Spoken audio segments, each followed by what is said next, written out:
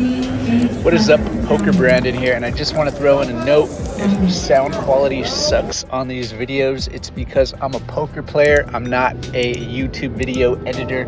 I film these sometimes, like right now, in my car driving to the casino, so bear with me. Maybe, if I have more time, I can make better videos. If you like the videos, and I get some algorithm up, like I'm not even monetized, I'm just making videos for informational purposes. And yeah, here we go. This is a 2-3 hand played at the Gardens Casino, $100 to $200 buy-in.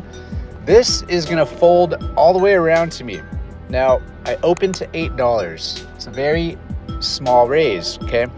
This is a trash hand, but because I'm on the button, that means I have the best position. I can act last, and most of your profit playing at this any poker table is going to be made on the button when you have last to act after the flop, because being aggressive after the flop is how you win at poker, usually.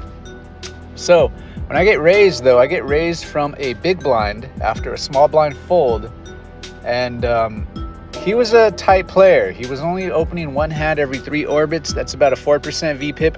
And because, though, I feel like he sized it appropriately, like it's not too big. He should have gone to like probably $30 here to like make it a proper sizing 3-bet, I would say. He went a little bit smaller, and I felt like he gave me just enough room to call and see a flop, and then see if I want to navigate bluffs or folding post-flop. I don't really expect to play my hand and hit. I expect to kind of float maybe and bluff at it. The flop comes 6-2-7 rainbow, and he bets 20 again. Now, because I feel like this sizing could be made with ace-king, like 2 overs, and I have a pair on a rainbow board with a couple backdoor straight draws, I think that this is a good flop to try to float. And by float, what I mean is make a call and see what happens on the turn. I feel like a lot of these 2-3 players, more so than 5-5, but even at 5-5 as well at the Gardens, the 2-3 guys, they'll put out, an aggressive 3-bet pre-flop. They'll c-bet on the flop, but if they get called, they go back to immediately just playing their hand. And if they have like ace high, they check it down. So I kind of take the risk with my pair. I call the 20, and we go to a 5 of hearts on the turn. Now my opponent bets 30. Okay, so now at this point, I don't think my opponent is double barreling here. He's not putting in a double barrel with ace king, especially on this kind of board, the 6-2-7-5 board. This is just completely bad range for ace king. A lot of players with ace king here, they're just going to slow down and check and give up. So now I actually think that I'm behind. And now my only worry though here was, do I just call the 30 and see if he'll just check it on the river, or I realize my equity because I have an open-ended draw now, 5, 6, 7, 8. But do I jam? Like, could I raise here and get him to fold?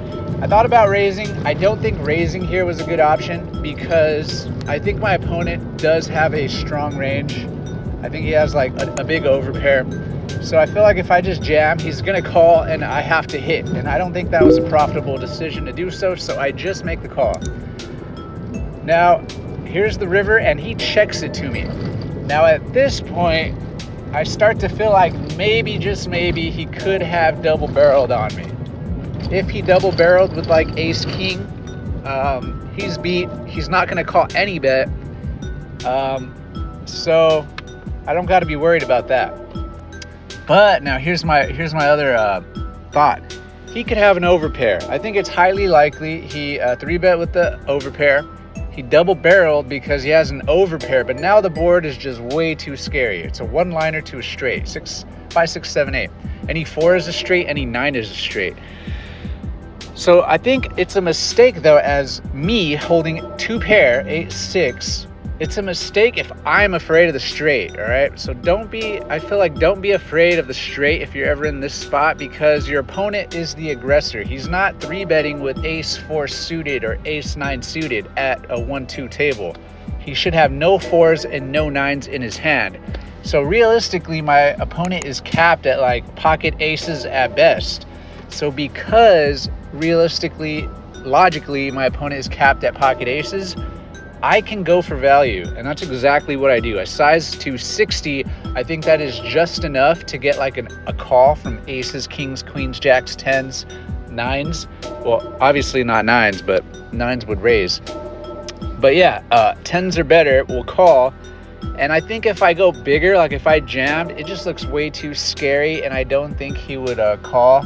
A lot of 1-2 players, if you jam here, they just automatically put you on a straight and fold. I guess like I would jam if I was bluffing. Like if I did have air here or just even one pair here, I would probably jam and hope to get the fold. But in this case, I go 60 and I want the call.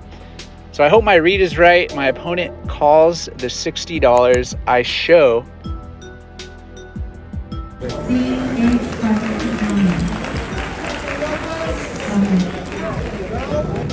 So I show my hand and my opponent mucks his hand. He seemed like he had an overpair and he was disappointed to see that I had 2 pair.